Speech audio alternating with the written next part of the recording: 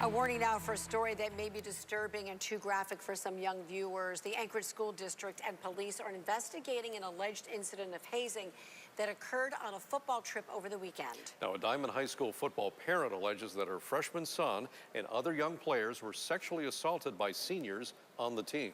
New tonight here on Channel 2, for the first time since we broke the news of alleged sexual abuse involving the Diamond High School football team, a member of that team has come forward to share his story. In a dark gymnasium packed full with sleeping high school football players, the player who spoke to us says it would have been only too easy to sneak past patrols. Coaches are taking shifts. It's very hard to differentiate between a bag and a person, and it's probably very easy to just wait until the coach isn't looking and then just go and grab someone. Diamond High football, a culture of harmless jokes and pranks, maybe, but hazing? This is the first time I've ever seen or heard about it, and I wouldn't call it hazing. This is definitely sexual assault. I'm not sugarcoating that.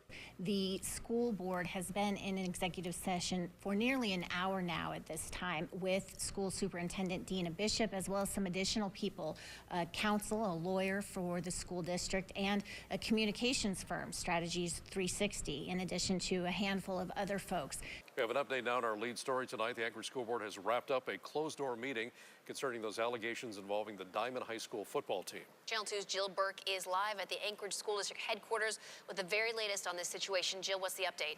Our safety is #1 concern for all of our students, and we will take whatever actions need to be to keep our students safe. That's our #1 priority. Okay, Dr. Bishop, can you tell us what specifically has taken place in response to this event?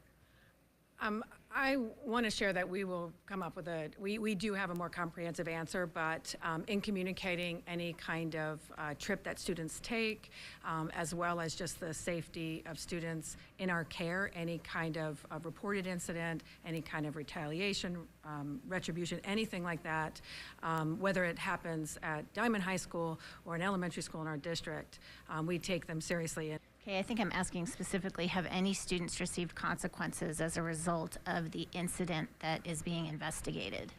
And I'll share again, because I know that that is the question out there in our whole community, that we are working with minors, and there are laws set out in regard to working with minors. And so those disallow me to comment on specifics at this time. And I regret that, but we need to be forthright and follow the law here as well.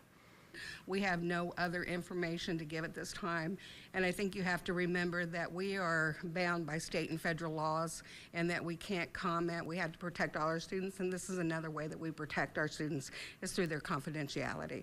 Right, but some parents have said they just want to know if the alleged aggressors are still in school with their students. And I can share with you that we have absolutely ensured safety of the students at Diamond High School. It was just recently that, at the end of last week, that we began our side of the investigation. It is not a good thing that we have students and families that have worked hard, that want to resume play and football and resume school the way they expected it to be this year, a good school year. However, we're doing everything we can to find the information out, to make decisions that are necessary to move forward. Nothing is complete. Thank you. This is the public relations strategist that's been hired by the district, I'm anticipating, in relation to this specific event, encouraging them to stop talking. But my final question is, do you anticipate the football program will continue?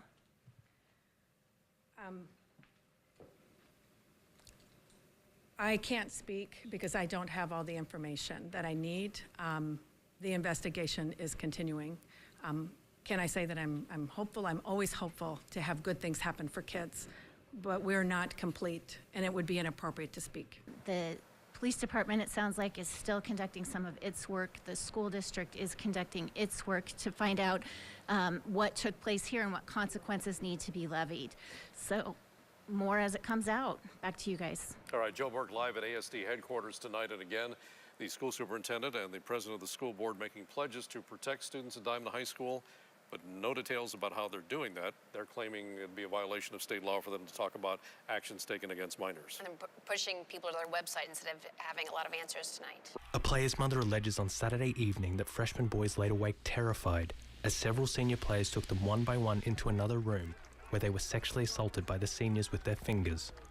School district superintendent said this at a board meeting Monday night. It's a serious incident. Hazing is absolutely inappropriate against policy, not only in the Anchor School District, but in the Sports Association for the state as well. Consequences today for a high school football team in the wake of an investigation into player misconduct from some of the members of the Diamond High School football team. Now, it's clear tonight the investigation is serious and that efforts are underway to control what's known about it. Channel 2's Jill Burke has more tonight. Jill? Mike and Rebecca, ASD Superintendent Dina Bishop spent most of the day in meetings addressing the alleged incident, and while she's taking action, a lot of questions remain. Behind closed doors for several hours with unnamed staff, Superintendent Dina Bishop strategized. It's serious misconduct, and it's being taken seriously. One decisive action, Lynx football is benched. I did make a determination today to suspend the football program until additional information is gathered. Parents speaking to Channel 2 on condition of anonymity told us several older players assaulted younger players during an overnight stay at Lathrop High School. 2 days after those families came forward, Bishop offered assurances. We have ensured the safety of students, and as a school district, we do take initial precautions as needed. Because all students involved are minors, I can't comment on anything further. So none of the students are 18? I can't comment on the information. But how the safety of students is being ensured is something she won't talk about. So have there been expulsions? I'm not going to comment any further. In an email to parents Monday obtained by Channel 2, Lynx coach Bernardo Otero said coaches pulled shifts staying awake and counting players and checking on players. Also, that he personally did not sleep during the evenings. We asked about hazing, assault, and sexual assault trainings, when they happened last, and whether they've happened since the incident was reported. Bishop and her team did not immediately have answers. Yes, I know it's the first week of school, but people are worried and they want to know. After our interview, Bishop followed up with this written statement. Now, as for the fate of the team, Bishop told us she'll make that decision after the investigation is complete and after she gets more information about how pervasive the misconduct may have been. We asked Anchorage Police to talk about school safety and the difference between hazing and criminal behavior. They also declined. Tonight, we look at the legal definition of sexual assault. Sexual assault is termed an unclassified felony, which is the highest level felony in the state of Alaska. Richard Payne, a former prosecutor, says if there was penetration, it is sexual assault. But the ages of the people involved and the level of authority over the victims could impact the situation. The answer, it depends on exactly what happened and how old everybody is. But from what I've learned in the media and talking to other people, this would qualify as a sexual assault in the first degree. A tense wait continues tonight for resolution in the ongoing investigations into those allegations of serious misconduct at an Anchorage high school. It's a criminal investigation with older players alleged to have harmed younger players. It also fits the pattern for hazing, something Alaska lawmakers tried 5 years ago to criminalize. So like other crimes that go underreported, this bill attempts with your support to say hazing is wrong, hazing can hurt people, and we are going to hold people accountable and talk about it. House Bill 189 is a bill that we're bringing forward that defines and adds hazing to the criminal code and raises awareness and adds hazing to school district policies across Alaska. The Alaska lawmakers are not alone in thinking hazing deserves specific mention in law. According to hazingprevention.org, at this time, Alaska is only one of 6 states nationwide that does not have laws against hazing. Well, week 2 of the suspension of Diamond High School's football program is underway, and there is word tonight of an effort by the school to find out what the players know about the misconduct that has the program on hold. Diamond High School principal Tina Johnson-Harris sent an email on Friday letting parents know that the students would be pulled during third period to take what she called a, quote, written questionnaire. The school looking for information on 2 items, team policy and culture, and any knowledge of misconduct. We've heard from at least one parent who told us students were also asked not to talk about the survey. They didn't set well with this parent since it is a sensitive matter with a known criminal investigation running parallel to the school's inquiry, and many of the team's players are minors. The Anchorage School Board is meeting tonight to address accusations of sexual assault during a hazing incident. We're here waiting for that meeting to get underway. Meanwhile, we've learned that several football parents did not get an email notice in advance of players being questioned at school Monday. An email obtained by Channel 2 shows that the message went out at 5:35 last night after we first reported during the 5 o'clock report about the school's questioning of students.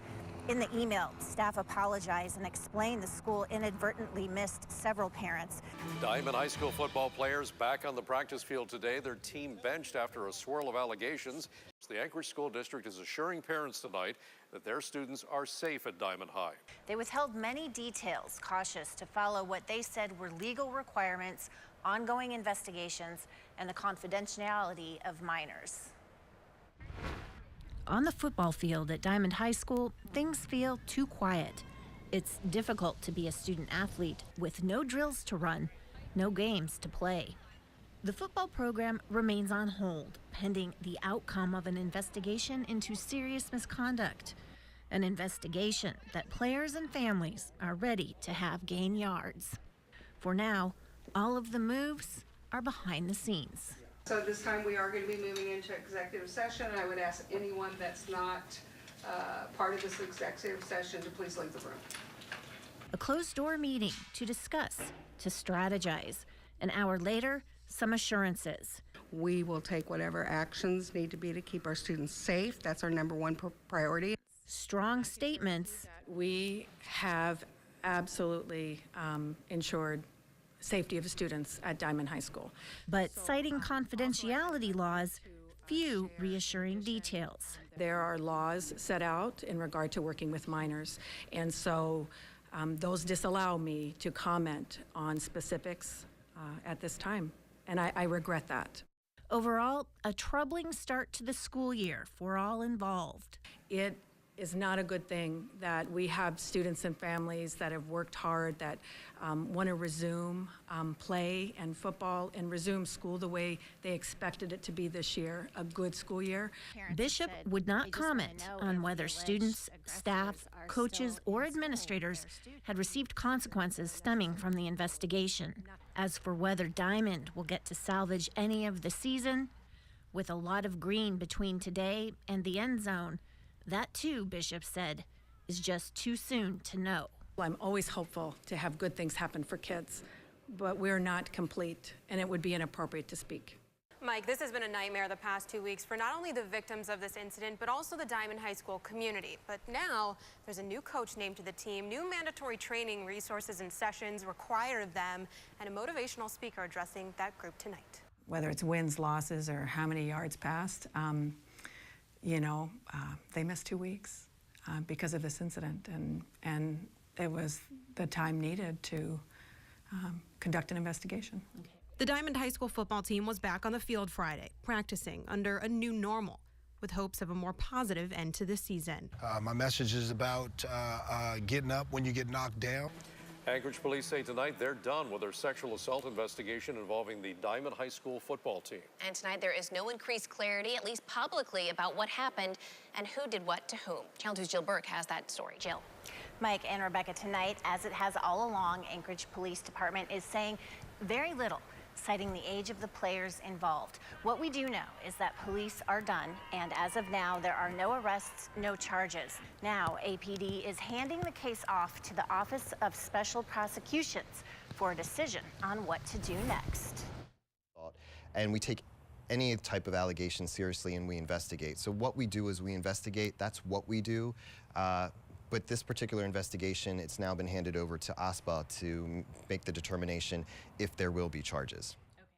Asked to comment, the Anchorage School District reiterated what it has already said, that it has cooperated with police, it has disciplined students involved, and it fired 3 coaches, including the head coach. And this, quote, "We look forward to a safe school year and are glad that our student athletes at Diamond High School are back on the football field doing what they love."